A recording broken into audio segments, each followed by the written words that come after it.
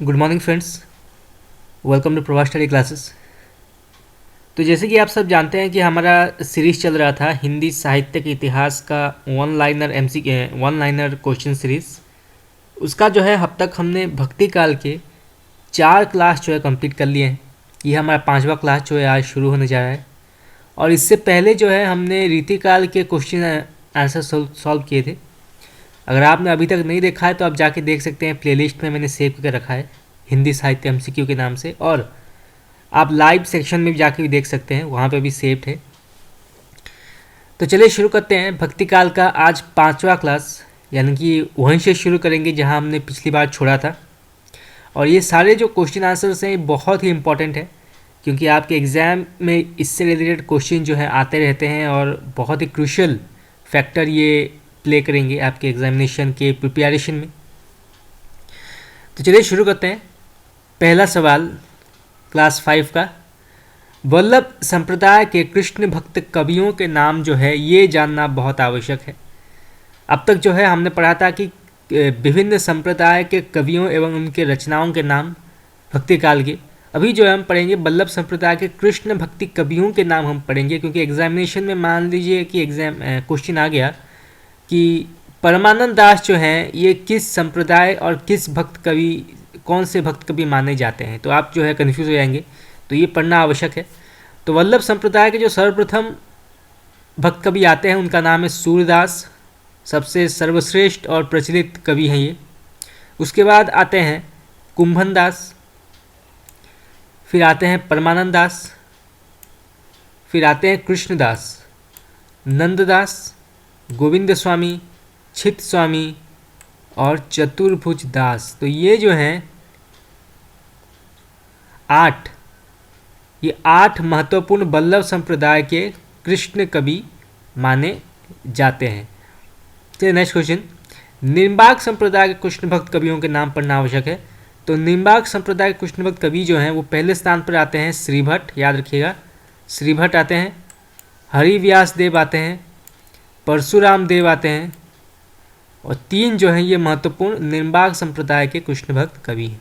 उसके बाद आता है राधा वल्लभ संप्रदाय के कृष्ण भक्त कवि। तो सर्वप्रथम जो आते हैं वो हैं हित हरिवंश, याद रखिएगा हित हरिवंश। उसके बाद आते हैं दामोदर दास, फिर हरिराम व्यास, चतुर्भुज दास, ध्रुवदास और नेही नागरी दास। ये जो हैं ये महत्वपूर्ण राधा वल्लभ संप्रदाय के कवि हैं। फिर आते हैं हरिदास संप्रदाय के कृष्ण भक्त कवि। हरिदास संप्रदाय को जो है सखी संप्रदाय भी कहा जाता है, तो ये आप नोट करके रखिए। मान लीजिए एग्जाम में क्वेश्चन आ गया कि हरिदास संप्रदाय का एक और नाम क्या है, तो सखी संप्रदाय जो है इसका करेक्ट आंसर होगा। तो इसके जो महत्वपूर्ण कवियों के नाम हैं वो हैं, पहले स्थान पर आते हैं स्वामी हरिदास, जगन्नाथ गोस्वामी, विट्ठल विपुल, विराहिन दास, नागरी दास और सरस दास। ये जो हैं ये प्रमुख हरिदास संप्रदाय के कवि हैं। फिर आता है चैतन्य संप्रदाय के कृष्ण भक्त कवियों के नाम। चैतन्य संप्रदाय को जो है गौड़ीय संप्रदाय भी कहा जाता है। तो पहले जो आते हैं वो आते हैं राम राय, सूरदास मदन गोपाल, गदाधर भट्ट, चंद्र गोपाल, भगवान दास, माधव दास माधुरी और भगवत मुदित। ये जो हैं ये प्रमुख चैतन्य संप्रदाय के कृष्ण भक्त कवि हैं। तो ये जो है आप ये पूरा जो पैराग्राफ है इसका आप स्क्रीनशॉट ले जाइए, ये इसका आप नोट कर लीजिए अपने कॉपी में, क्योंकि कुछ भी जो है एग्जाम में पूछा जा सकता है। मान लीजिए कि आ गया कि सूरदास मदन गोपाल जो हैं किस संप्रदाय के कवि हैं, तो आप जो है कन्फ्यूज हो जाएंगे, क्योंकि आपने अगर सिर्फ पढ़ा है कि सूरदास जो हैं, आपने सिर्फ अगर सूरदास ही पढ़ा है तो आपको लगेगा कि हाँ ये शायद वल्लभ संप्रदाय के होंगे, पर नहीं। सूरदास मदन गोपाल एक और कवि थे, कृष्ण भक्त कवि, जो गौड़ीय संप्रदाय के थे। ठीक है, तो बहुत ही आवश्यक है इस आप इसको जो है स्क्रीनशॉट ले जाइए इसका। चलिए आगे बढ़ते हैं। नेक्स्ट क्वेश्चन, गाहा सतसई या गाथा सप्तशती के रचयिता कौन है? तो इसका करेक्ट आंसर होगा हाल कवि, याद रखिएगा हाल कवि जो हैं ये गाथा सप्तशती के रचयिता हैं। नेक्स्ट क्वेश्चन, उज्ज्वल नीलमणि और हरिभक्त रसामृत सिंधु के रचयिता कौन है? इसका करेक्ट आंसर होगा रूप गोस्वामी, याद रखिएगा रूप गोस्वामी। नेक्स्ट क्वेश्चन, सठ संदर्भ नामक ग्रंथ के रचयिता कौन है? तो सठ संदर्भ नामक ग्रंथ के रचयिता हैं सनातन गोस्वामी।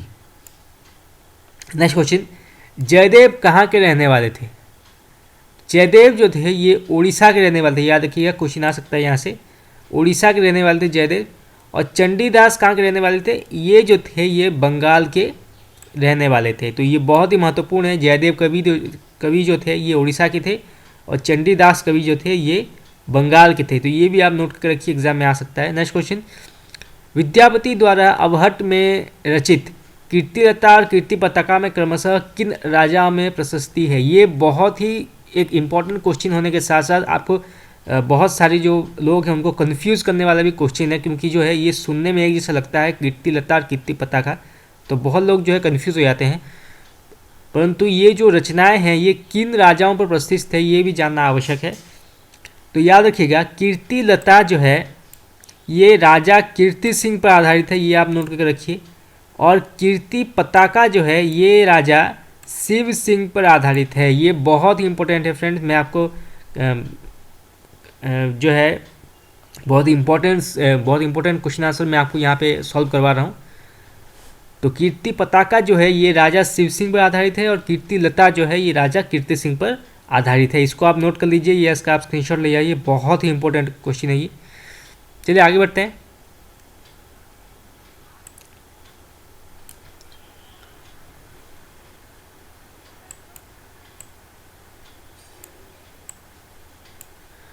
फिफ्टीन 1565 ईस्वी में गोस्वामी विट्ठलनाथ ने अष्टछाप का स्थापना किया था। इन भक्त कवियों में 4 वल्लभाचार्य के शिष्य थे, हम सब जानते हैं कौन कौन थे वो। कुंभन दास थे, सूरदास थे, परमानंद दास थे और कृष्णदास थे। तथा 4 गोस्वामी विट्ठलनाथ के शिष्य थे, कौन कौन थे वो? गोविंद स्वामी, नंददास, चित्त स्वामी और चतुर्भुज दास। और जो विट्ठलनाथ हैं ये वल्लभाचार्य के पुत्र थे। तो 4 जो है महत्वपूर्ण वल्लभाचार्य के शिष्य थे और फिर उनके बाद उनके बेटे जो थे विट्ठलनाथ उन्होंने 4 शिष्यों को उनके भी 4 शिष्य थे जो हैं गोविंद स्वामी, नंददास, चित्त स्वामी और चतुर्भुज दास। तो यहाँ से जो है बहुत इंपॉर्टेंट क्वेश्चन हो सकता है और इन्हीं को जोड़कर जो है अष्टछाप की रचना हुई थी 1565 में। ये बहुत ही इंपॉर्टेंट है, इसको आप नोट कर रखिए, ठीक है। चलिए नेक्स्ट क्वेश्चन, वल्लभ संप्रदाय में अष्टयाम की सेवा क्या है आपको यहाँ पे बताना है, बहुत ही इंपॉर्टेंट है। तो अष्टयाम की जो सेवा है वो पहले स्थान पर आता है मंगलाचरण, श्रृंगार, ग्वाल, राजयोग, उत्थान, भोग, संध्या आरती और शयन। ये जो है ये अष्टयाम के महत्वपूर्ण अंग माने जाते हैं वल्लभ संप्रदाय। नेक्स्ट क्वेश्चन, वल्लभाचार्य ने अपने शिष्य पूरनमल खत्री द्वारा गोवर्धन पर्वत पर श्रीनाथ जी मंदिर निर्माण करवाया था। तो यहाँ से क्वेश्चन ये आ सकता है कि वल्लभाचार्य के किस शिष्य ने जो है गोवर्धन पर्वत पर श्रीनाथ जी मंदिर का निर्माण करवाया था? तो वो हैं पूरनमल खत्री। तो ये आप नोट कर रखिएगा, पूरनमल खत्री जो थे उन्होंने श्रीनाथ मंदिर का निर्माण किया था। इस मंदिर के प्रबंध का दायित्व जो है अष्टछाप कवि कृष्णदास पर था, ये आप नोट कर रखिए। सूरदास को नहीं था बल्कि कृष्णदास को था। तो ये जो है बहुत इंपॉर्टेंट क्वेश्चन यहाँ से आ सकता है। नेक्स्ट क्वेश्चन, आलवर भक्तिन आंदल के पद द्रविड़ भाषा की किस पुस्तक में मिलते हैं? बहुत ही इंपॉर्टेंट क्वेश्चन है। तो इसका करेक्ट आंसर होगा वो होगा तिरुप्पावई, ठीक है। तिरुप्पावई वो पुस्तक है जिसमें आलवर भक्तिन कवि आंदाल के पद जो है द्राविड़ भाषा में लिखे हुए हैं। तो बहुत ही ये इंपॉर्टेंट क्वेश्चन है, इसको भी आप जो है स्क्रीनशॉट ले जाइए। चलिए नेक्स्ट क्वेश्चन, गोवर्धन पर्वत पर श्रीनाथ मंदिर का निर्माण वल्लभाचार्य ने कब किया था?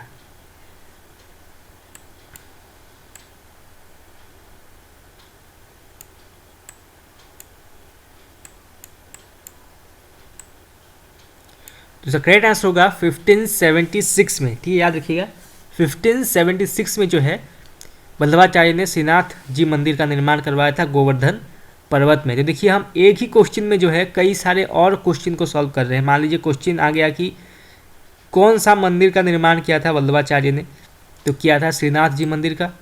किस स्थान पर किया था? गोवर्धन पर्वत पर किया था। तो देखिए कई सारे क्वेश्चन जो है मैं आपको एक ही क्वेश्चन में सॉल्व करवा रहा हूँ, तो बहुत ही आपका ये इंपॉर्टेंट क्लास चल रहा है। चलिए आगे जो है यहाँ पे सूरदास जी के प्रसिद्ध पंक्तियाँ हैं, ये बहुत इंपॉर्टेंट है आपके एग्जाम के पॉइंट ऑफ व्यू, इसको हम बाद में पढ़ेंगे क्योंकि ज़्यादा समय लगेगा इसको पढ़ने में पूरा। बहुत सारे पंक्तियाँ हैं।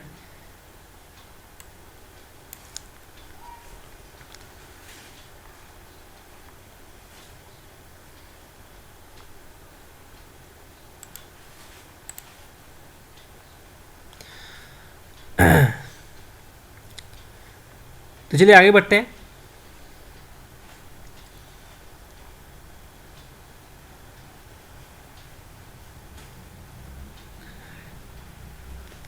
सूरदास कृत सुरसागर का उपजीव्य क्या है?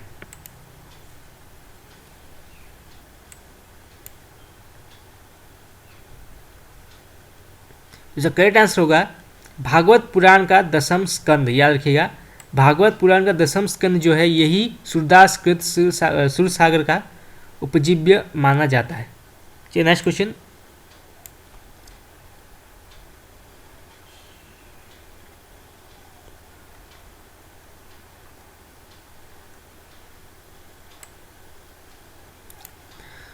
ये कथन है, बहुत ही प्रसिद्ध कथन है और एग्जाम में पूछा जाता है ये।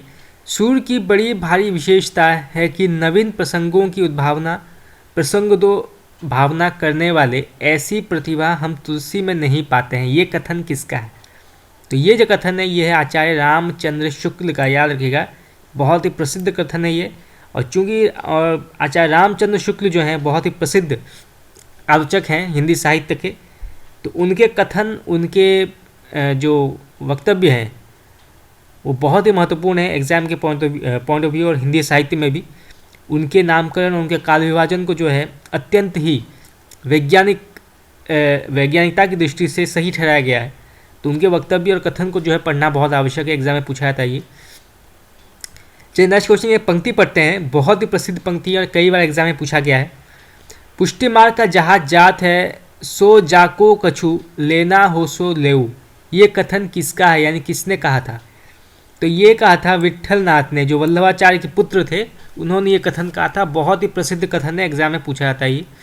नेक्स्ट क्वेश्चन, इन कृष्णोपासक वैष्णव भक्ति कवियों ने जीवन के प्रति अनुराग जगाया या कम से कम जीने की चाह बनी रहने दी। ये कथन किसका है? तो ये कथन जो है ये भी आचार्य रामचंद्र शुक्ल का है, बहुत ही प्रसिद्ध कथन है। चलिए नेक्स्ट क्वेश्चन, सूरदास के गुरु कौन थे? सीधा सवाल पूछा गया है। तो सूरदास के गुरु थे वल्लभाचार्य। नेक्स्ट क्वेश्चन, सूर हवे के ऐसो ज्ञात काहे को हो कछु भागवत लीला वर्णन करी। ये कथन किसका है? तो ये जो कथन है ये वल्लभाचार्य ने कहा था। ठीक है। नेक्स्ट क्वेश्चन, सूरदास कृत सुरसागर में कितने स्कंद हैं? बहुत इंपॉर्टेंट क्वेश्चन है ये। तो सुरसागर में कितने स्कंद माने जाते हैं? तो ये करेक्ट आंसर होगा 12 स्कंद माने जाते हैं। ठीक है, याद रखिएगा 12 स्कंद माने जाते हैं। नेक्स्ट क्वेश्चन, भक्तन को कहा सिकरी सो काम। बहुत ही प्रसिद्ध पंक्ति एग्जाम में बार बार पूछा जाता है ये। आवत जात पनहिया टूटी बिसरी गयो हरिनाम। ये पंक्ति किसकी है? तो ये पंक्ति जो है ये कुंभन दास ने कही है। याद रखिएगा, कुंभन दास ने ये पंक्ति कही है। मेनली जो पहला वाला वो वाक्य है यही एग्जाम में पूछा जाता है ये, भक्तन को कहा सिकरी सो काम। ये कई बार पूछा गया है, तो इसको जो है आप नोट करके रखिएगा। नेक्स्ट क्वेश्चन, आचार्य की छाप लगी हुई 8 वीणाएं कृष्ण की प्रेम लीलाओं का कीर्तन कर उठी, जिनमें सबसे ऊंची सुरीली और मधुर झंकार अंधे भक्त कवि सूरदास की वीणा की थी। ये कथन किसका है? तो ये कथन जो है ये आचार्य शुक्ल का है। यहाँ पर उन्होंने जो है सूरदास की प्रशंसा की है और इससे हम ये पता लगा सकते हैं कि सूरदास जो थे वो अंधे थे। ठीक है।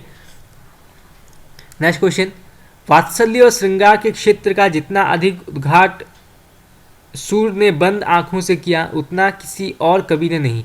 इन क्षेत्रों का कोना कोना वो झांक आए थे। ये बहुत ही प्रसिद्ध पंक्ति कथन है, ये एग्जाम में पूछा जाता है, इन क्षेत्रों का वो कोना कोना वे झांक आए थे, ये कथन किसका है?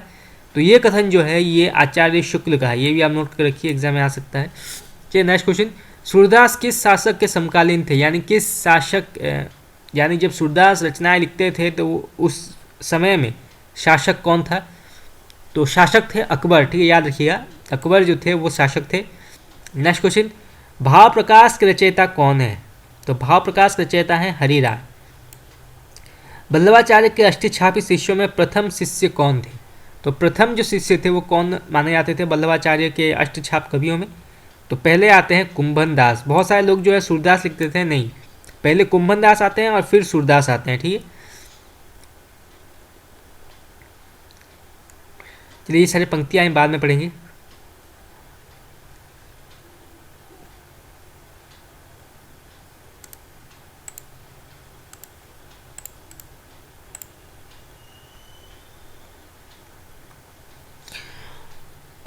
चलिए नेक्स्ट क्वेश्चन, चंद्रहास अग्रज सुहृद परम प्रेम पथ में पगे, नंददास के संदर्भ में ये पंक्ति किसकी मानी जाती है? तो ये जो है ये नाभादास ने लिखा था भक्तमाल में नंददास के बारे में, ठीक है, याद रखिएगा। नेक्स्ट क्वेश्चन, अष्टछाप कवियों में कौन कवि जड़िया नाम से प्रसिद्ध है? बहुत ही इंपॉर्टेंट क्वेश्चन है, ये एग्जाम में कई बार पूछा गया है। तो जड़िया नाम से कौन प्रसिद्ध है? तो ये प्रसिद्ध है नंददास, जैसे कि नंददास जड़िया कहा जाता है, तो जड़िया जो है नंददास जी को कहते हैं। चलिए नेक्स्ट क्वेश्चन, नंददास रास पंचाधई कितने अध्याय में विभक्त है? तो ये जो है 5 अध्याय में विभक्त किया, याद रखिएगा। रास पंचाधई जो है ये 5 अध्याय में विभक्त है। नेक्स्ट क्वेश्चन, अष्टछाप कवि चतुर्भुज दास किसके पुत्र थे? बहुत इंपॉर्टेंट क्वेश्चन है ये। तो अष्टछाप कवि चतुर्दास जो थे, ये चतुर्भुज दास जो थे ये कुंभन दास के पुत्र थे, याद रखिएगा, कुंभन दास जो वल्लभाचार्य के प्रथम शिष्य थे अष्टछाप कवियों में।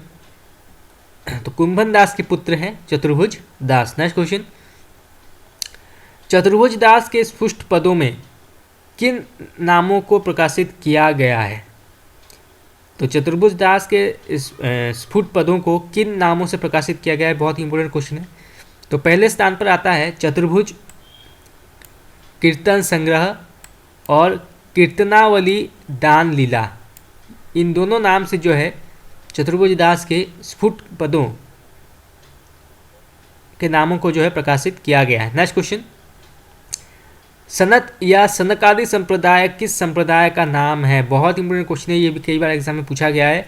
तो सनकादि संप्रदाय जो है वो निम्बार्क संप्रदाय को कहा जाता है, ये आप नोट करके रखिए, निम्बार्क संप्रदाय को ये कहा जाता है। नेक्स्ट क्वेश्चन, आचार्य निम्बार्क का वास्तविक नाम क्या था?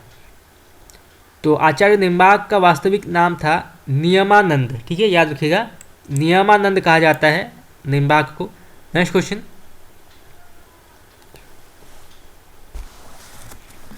किस कृष्ण भक्त आचार्य को कृष्ण के सुदर्शन चक्र का अवतार माना जाता है? ये भी कई बार क्वेश्चन आ चुका है एग्जामिनेशन में।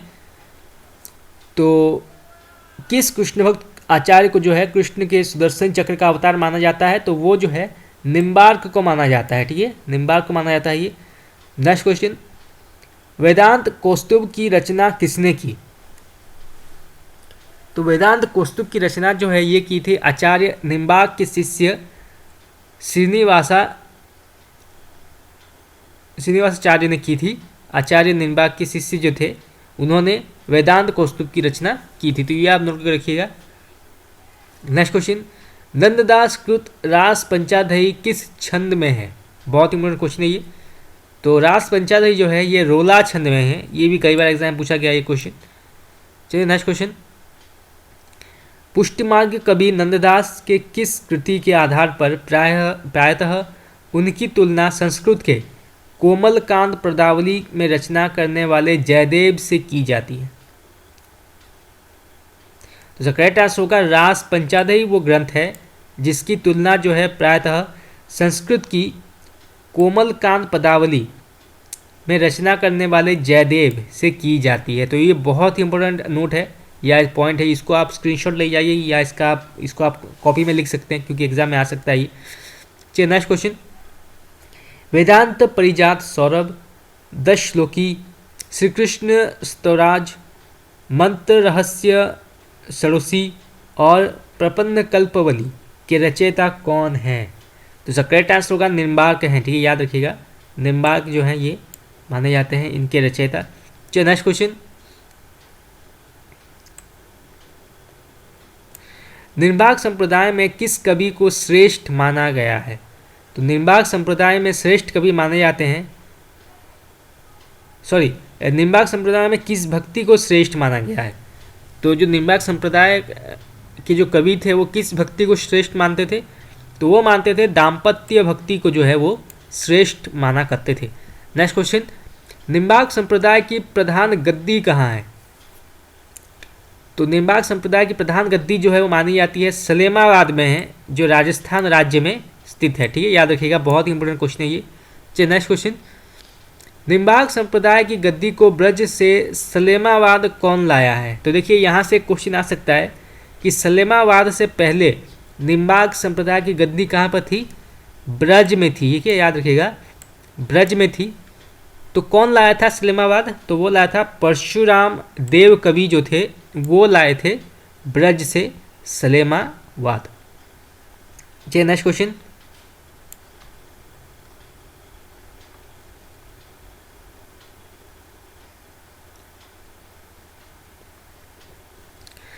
बड़ो अभाग्य अनन्य सभा को उठी गयो ठाट सिंगार, हितहरिवंश के मृत्यु पर यह पंक्ति किसने कही थी?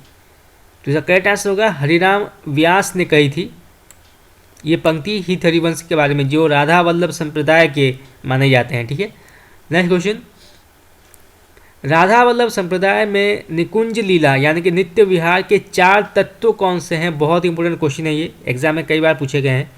तो ये 4 तत्व हैं निकुंज लीला के, वो पहले आते हैं कृष्ण, राधा, फिर सहचरी और वृंदावन। ये 4 जो हैं ये प्रमुख निकुंज लीला के 4 तत्व माने जाते हैं राधा वल्लभ संप्रदाय के अंतर्गत। नेक्स्ट क्वेश्चन, राधा वल्लभ संप्रदाय का प्रधान केंद्र कहाँ है, या कह सकते हैं कि गद्दी कहाँ है? तो राधा वल्लभ संप्रदाय का प्रधान केंद्र जो है वो है वृंदावन में है, ठीक है, याद रखिएगा, वृंदावन में है। नेक्स्ट क्वेश्चन, अनन्य रसिक माल के रचयिता कौन है? तो अनन्य रसिक माल के रचयिता हैं भगवत मुदित। नेक्स्ट क्वेश्चन, हरिदासी या सखी संप्रदाय के प्रवर्तक कौन थे? तो हरिदासी के प्रवर्तक थे स्वामी हरिदास, ठीक है, बहुत इंपॉर्टेंट क्वेश्चन है ये, एग्जाम में आ सकता है। नेक्स्ट क्वेश्चन, किस संप्रदाय का एक नाम टट्टी संप्रदाय प्रचलित है? तो और कौन सा एक संप्रदाय है जिसको टट्टी संप्रदाय भी कहा जाता है? तो इसका करेक्ट आंसर होगा हरिदासी संप्रदाय को जो है टट्टी संप्रदाय भी कहा जाता है। नेक्स्ट क्वेश्चन, हरिदासी संप्रदाय के इतिहास का परिचय देने वाले ग्रंथ निजमत सिद्धांत के रचयिता कौन है? तो हरिदास संप्रदाय के इतिहास का परिचय देने वाला ग्रंथ निजमत संप्रदाय के रचयिता कौन है? तो इसका करेक्ट आंसर होगा किशोर दास, ठीक है, याद रखिएगा, एग्जाम में आ सकता है। चलिए नेक्स्ट क्वेश्चन, महान संगीतज्ञ तानसेन के गुरु कौन कहे जाते हैं? देखिए यहाँ से बहुत इंपॉर्टेंट क्वेश्चन आ सकता है। तो तानसेन के गुरु माने जाते हैं स्वामी हरिदास, ठीक है, स्वामी हरिदास जो। नेक्स्ट क्वेश्चन, विहार रसामृत के रचयिता कौन है? तो विहार रसामृत के रचयिता हैं संत दास। नेक्स्ट क्वेश्चन, भक्तमाल के रचयिता नाभादास ने हरिदासी संप्रदाय के किस कृष्ण भक्त कवि को रस सागर कहा है?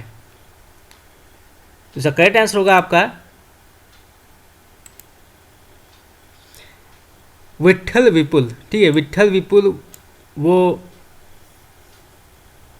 भक्तमाल के रचयिता नाभादास ने हरिदासी संप्रदाय के किस कृष्ण भक्त कवि को रससागर कहा है? तो विट्ठल विपुल को जो है वो कवि थे जिनको नाभादास ने हरिदासी संप्रदाय के कृष्ण भक्त को रसासागर कहा है। तो ये जो है आप नोट करके रखिए, यहाँ से एग्जाम आ सकता है। मान लीजिए क्वेश्चन आ गया कि यहाँ से क्वेश्चन आ सकता है, जैसे कि क्वेश्चन आ गया कि रस सागर कौन कहे जाते हैं, रस सागर के नाम से कौन प्रसिद्ध हैं, तो वो जो है वो है विट्ठल विपुल। नेक्स्ट क्वेश्चन, चैतन्य संप्रदाय का प्रवर्तक कौन है?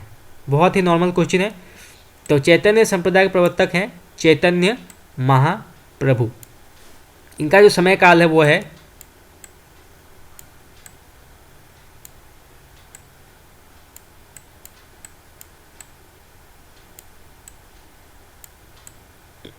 1486 से 1533 जो है इनका समय काल माना जाता है। नेक्स्ट क्वेश्चन, चैतन्य महाप्रभु का बचपन का नाम क्या था? ये जो है आपका सिर्फ हिंदी साहित्य का एक क्वेश्चन नहीं है, बल्कि हम कह सकते हैं कि आपका जो इंडियन हिस्ट्री से रिलेटेड भी क्वेश्चन है, ये भी बहुत ही महत्वपूर्ण क्वेश्चन है।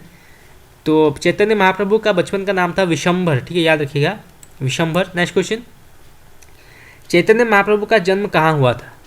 तो चैतन्य महाप्रभु का जन्म जो है वो हुआ था नवद्वीप में, जो बंगाल में है, नवद्वीप, वहाँ पे हुआ था। नेक्स्ट क्वेश्चन, चैतन्य महाप्रभु के गुरु के नाम क्या है? तो चैतन्य महाप्रभु के गुरु का नाम है केशव भारती, ठीक है, याद रखिएगा, केशव भारती।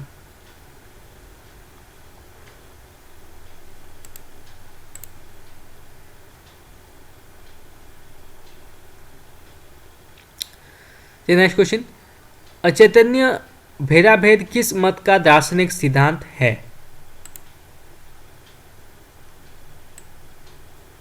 तो अचैतन्य भेदाभेद जो है ये चैतन्य या गौड़ीय संप्रदाय का मत माना जाता है। नेक्स्ट क्वेश्चन,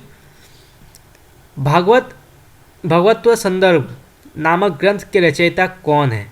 सीधा सवाल पूछा गया आपसे, इसका करेक्ट आंसर होगा जीव गोस्वामी जो हैं ये भगवत्व संदर्भ के रचयिता माने जाते हैं। नेक्स्ट क्वेश्चन, अचैतन्य भेदाभेद सिद्धांत का गोविंद भाष्य नाम ग्रंथ से में व्यापक धरातल पर प्रतिष्ठा किसने किया था? तो इसका करेक्ट आंसर होगा बलदेव विद्याभूषण ने जो है ये प्रतिष्ठा किया था। अचैतन्य भेदाभेद सिद्धांत का गोविंद भाष्य नाम से ग्रंथ किसने किया था? बलदेव विद्याभूषण ने। आप जो है ये याद रखिएगा कि गोविंद भाष्य नामक ग्रंथ किसने लिखा था? तो वो लिखा था बलदेव विद्याभूषण ने। नेक्स्ट क्वेश्चन, जयति श्री राधिके सकल सुख साधिके, ये पंक्ति किसकी है? और ये जो है बहुत ही इंपॉर्टेंट पंक्ति है, एग्जाम में कई बार पूछा गया है। तो ये जो है ये लिखा है गदाधर भट्ट कवि ने, ठीक है, याद रखिएगा, गदाधर भट्ट कवि। नेक्स्ट क्वेश्चन, भक्ति रस बोधिनी नाम ग्रंथ के रचयिता कौन है? तो भक्ति रस बोधिनी नामक ग्रंथ के रचयिता हैं प्रिया दास, ठीक है, याद रखिएगा, प्रिया दास। नेक्स्ट क्वेश्चन, हित हरिवंश के हित 84 की प्रेरणा से चंद 84 नामक ग्रंथ किसने लिखा है? बहुत इंपॉर्टेंट क्वेश्चन है। तो हित हरिवंश के हित 84 की प्रेरणा से चंद 84 नामक ग्रंथ जो है लिखा है चंद्र गोपाल ने, ठीक है। आप नाम से जो है ये पता लगा सकते हैं, जैसे कि चंद 84 जो है ये लिखा था चंद्र गोपाल, दोनों जगह पे जो है चंद है, ठीक है, तो इससे जो है आप इसको याद कर सकते हैं। नेक्स्ट क्वेश्चन,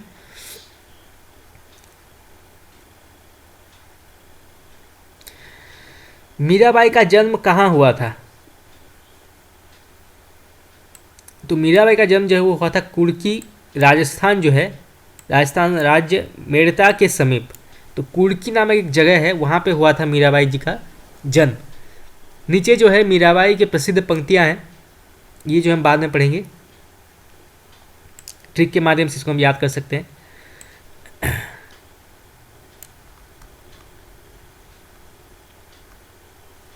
मीरा के पति का नाम क्या है? सीधा सवाल पूछा गया है, बहुत ही इंपॉर्टेंट सवाल है। तो मीरा के पति का नाम था महाराणा भोजराज, ठीक है, याद रखिएगा, महाराणा भोजराज। नेक्स्ट क्वेश्चन, रस खान का वास्तविक नाम क्या था? यानी कवि बनने से पहले उनका वास्तविक नाम जो है क्या था? तो उनका वास्तविक नाम था सैयद इब्राहिम, ठीक है, याद रखिएगा, सैयद इब्राहिम जो है उनका वास्तविक नाम था। चलिए नेक्स्ट क्वेश्चन, इन मुसलमान हरिजनन पर कोटिन हिंदू वारिये रसखान आदि की भक्ति पर रीझ कर ये पंक्ति किसने लिखी है? बहुत ही इंपॉर्टेंट पंक्ति है ये और एग्जाम में आ सकता है। तो रसखान की प्रशंसा करते हुए ये पंक्ति किसने लिखी है? तो ये लिखी है भारतेंदु हरिश्चंद्र ने, ठीक है, याद रखिएगा, भारतेंदु हरिश्चंद्र जो भारतेंदु काल के प्रवर्तक थे या कवि थे, उन्होंने ये लिखा था रसखान पर।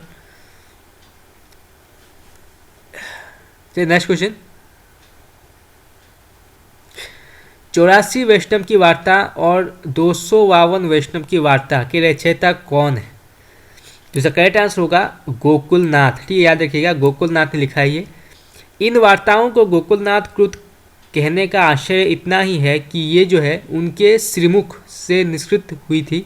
इन वार्ताओं को लेखबद्ध हरिराय जी ने किया था। तो ये आप नोट करके रखिएगा कि 84 वैष्णव की वार्ता और 252 वैष्णव की वार्ता जो है इसको लेखबद्ध किया था, यानी कि अपने हाथों से लिखा था हरिराय जी ने। देखिए यहाँ से जो है बहुत इंपॉर्टेंट क्वेश्चन आ सकता है। अगर आपने सिर्फ यही पढ़ा है कि गोकुलनाथ ने लिखा था तो ये गलत हो जाएगा, क्योंकि गोकुलनाथ ने जो है उन्होंने सिर्फ कहा था या वर्णन किया था, परंतु लेखबद्ध लिखने का काम जो है वो किया था हरिराय जी ने। ठीक है, याद रखिएगा, हरिराय जी ने किया था।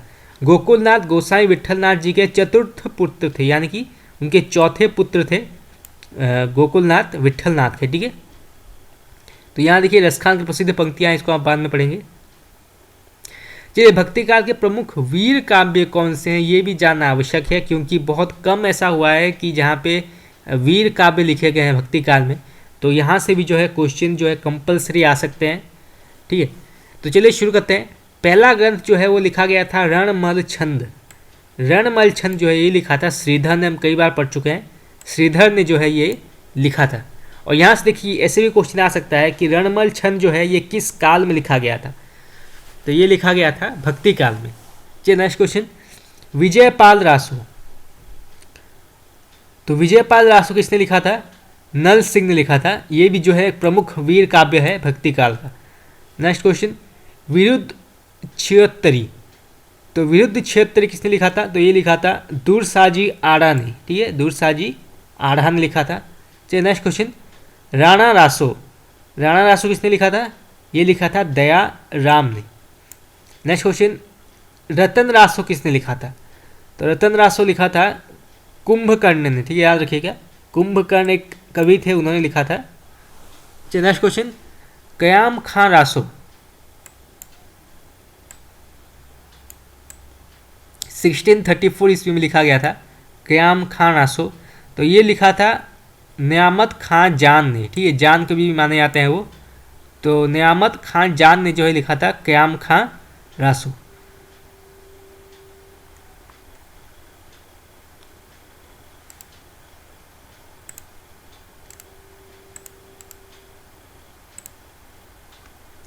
चलिए नेक्स्ट क्वेश्चन, भक्ति के प्रमुख चरित्र काव्य जो है ये भी जानना आवश्यक है। तो ये किस किस ने लिखा था, उनके नाम क्या हैं ये भी पढ़ लेते हैं। तो पहले आता है प्रद्युम्न चरित्र।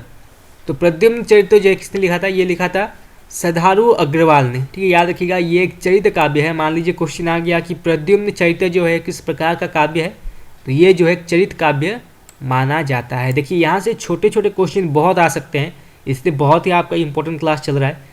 चलिए नेक्स्ट क्वेश्चन, पंच पांडव चरितरास।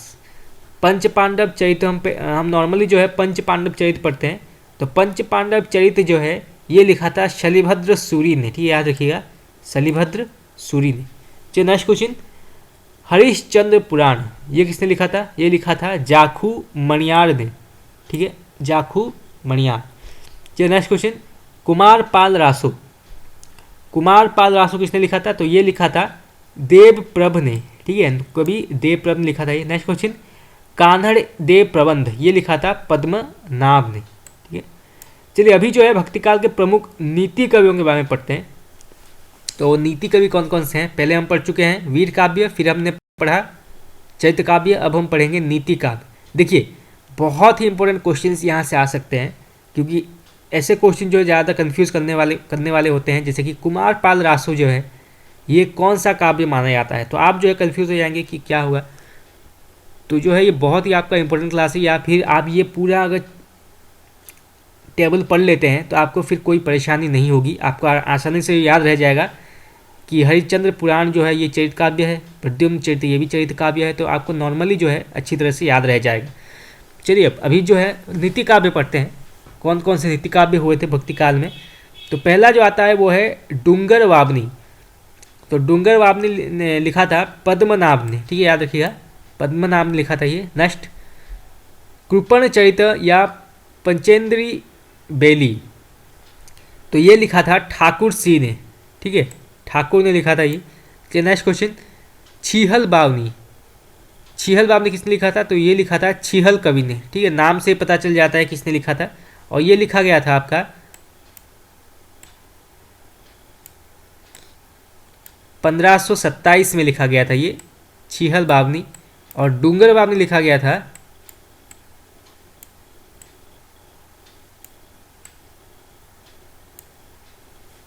1486 में। चलिए नेक्स्ट क्वेश्चन, पंचशैली के बाद या पंथी गीत, ये किसने लिखा था? तो ये भी जो है लिखा था छीहल ने, ठीक है, याद रखिएगा, छीहल कवि ने लिखा था। चलिए नेक्स्ट क्वेश्चन, रत्नावली दोहा संग्रह किसने लिखा था? तो नाम से पता चलता है कि रत्नावली ने लिखा था, जो तुलसीदास की पत्नी थी, ठीक है, ये भी बहुत इंपॉर्टेंट है। मान लीजिए क्वेश्चन आ गया कि तुलसीदास की पत्नी का नाम क्या है, तो हम पहले पढ़ चुके हैं, पहले पिछली क्लास में, रत्नावली। चलिए नेक्स्ट क्वेश्चन, राजनीति के कवित्व, ये किसने लिखा था? तो ये लिखा था देवीदास ने, ठीक है, देवीदास लिखा था ये। चलिए नेक्स्ट क्वेश्चन, जमाल दोहावली, ये लिखा था जमाल ने, जमाल कवि थे। चलिए नेक्स्ट क्वेश्चन, उदयराज को दूहा, ये लिखा था उदयराज ने। कली चरित्र, ये लिखा था बाण ने।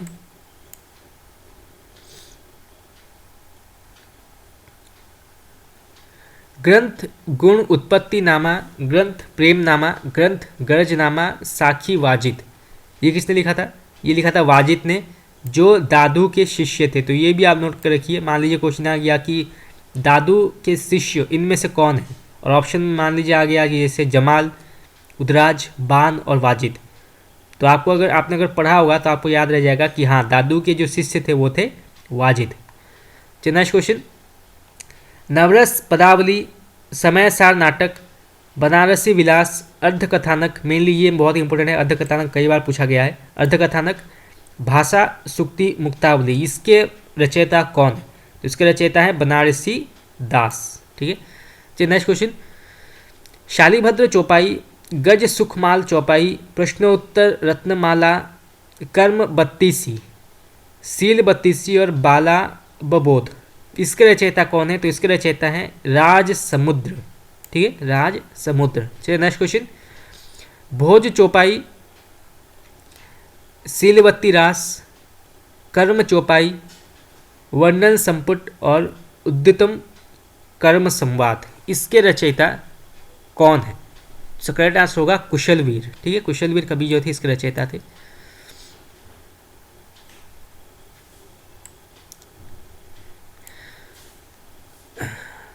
चलिए नेक्स्ट क्वेश्चन, अकबर के दरबार में विशेष सम्मान प्राप्त हिंदी कवियों के नाम क्या है, ये जानना आवश्यक है।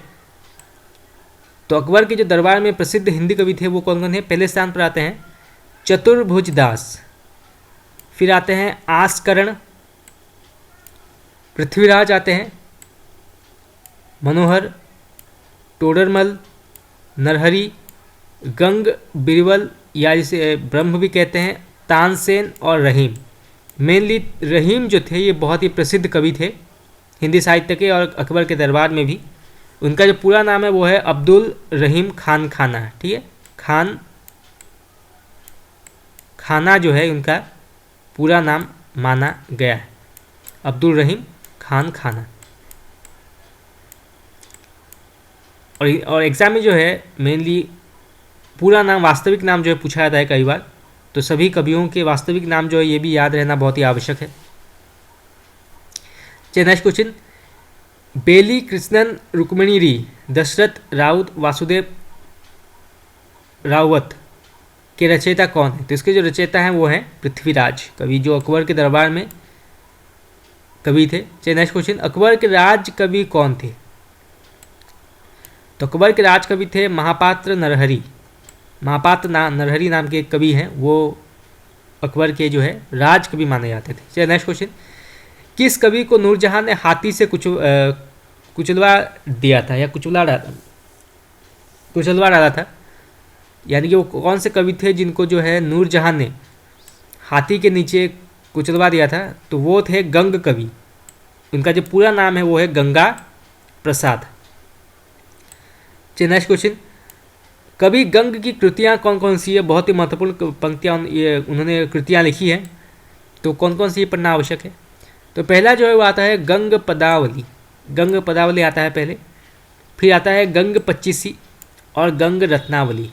तो ये याद रखना बहुत ही मतलब इजी है, क्योंकि उनके नाम से ही उनकी सारी कृतियाँ जो है लिखी गई है। गंग गंग पहले गंग लिखा गया है, तो आपको जो है आसानी से पता चल जाएगा कि ये गंग कवि ने लिखा है। उनका जो पूरा नाम है वो है गंगा प्रसाद। गंग कवित नाम से प्रकाशित हुई है ये सारी कृतियाँ। चलिए नेक्स्ट क्वेश्चन, अर्थ बिना कवि वाक पशु प्रमाणीय, ये पंक्ति किसकी है? बहुत ही छोटी सी पंक्ति है और बहुत इंपॉर्टेंट पंक्ति मानी जाती है, एग्जाम में कई बार पूछा गया है। तो अर्थ बिना कवि वाक पशु प्रमाणीय, ये पंक्ति जो है किसने लिखी है? तो ये लिखी है गंग कवि ने। ठीक है, याद रखिएगा, गंग कवि ने ये पंक्तियाँ लिखी है।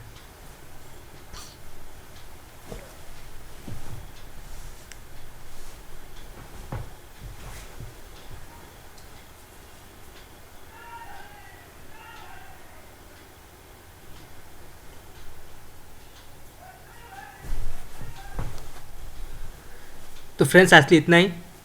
आज हमने कई सारे जो है हिंदी साहित्य भक्तिकाल के जो है बहुत सारे महत्वपूर्ण क्वेश्चन आंसर जो हैं वो डिस्कस किए, और कल जो है हम वही से कंटिन्यू करेंगे जहां हमने आज छोड़ा है, यानी कि गंग कवि से हम पढ़ेंगे। और बहुत जल्दी जो है भक्तिकाल कंप्लीट हो जाएगा, उसके बाद हम आदिकाल पढ़ेंगे, और अंत में जो है हम आधुनिक काल पढ़ेंगे, क्योंकि आधुनिक काल जो है बहुत ही विस्तृत, बहुत ही बड़ा चैप्टर है, तो उसको हम बाद में अच्छी तरह से पढ़ेंगे। बहुत इंपॉर्टेंट चैप्टर भी है आपके एग्ज़ाम के पॉइंट ऑफ व्यू, बहुत सारे क्वेश्चन वहाँ से पूछे जाते हैं। तो चलिए आज के लिए इतना ही। आप लोगों को कैसा लगा क्लास, आप मुझे बता सकते हैं। Thank you very much.